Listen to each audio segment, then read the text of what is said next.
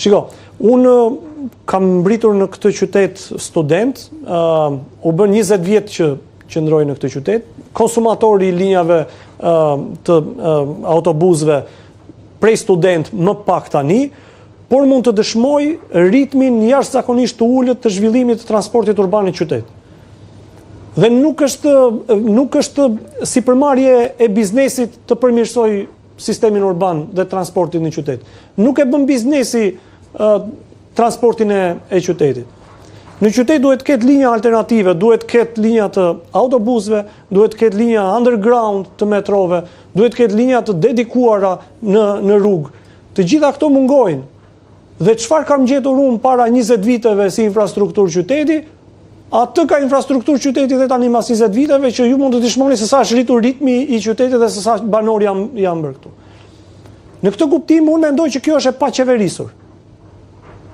Është e vetë qeverisur në një farforme, ja kanë lënë biznesit, disa zyrtarë aty që kanë përgjegjësinë të bëjnë një kontratë si duhet, që të mbajnë interesat e qytetarëve, nuk duket që e kanë ditën e punës të plot, merren me gjëra të tjera që nuk e di me çfarë merren, dhe në asnjë rast nuk përmirësojnë jetën e qytetarëve në procesin e transportit publik.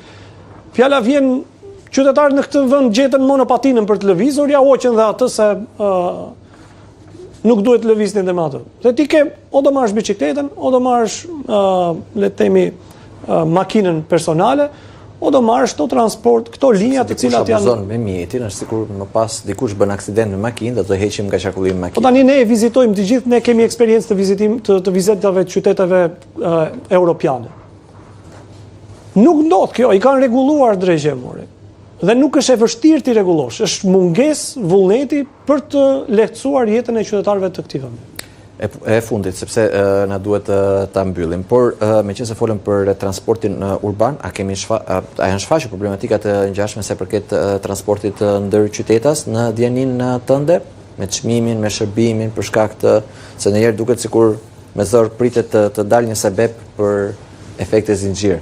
Ne edhe ne ekipi jemi duke bërë një analizë tashmë së fundi për të kuptuar edhe përshtypjet e qytetarëve sa i përket transportit urban dhe ndërqytetas, dhe kjo bëhet shumë më problematike që një vend me turizëm, një vend me bregdet, një vend me këtë shtrirje nuk ka linja të transportit ndërurban.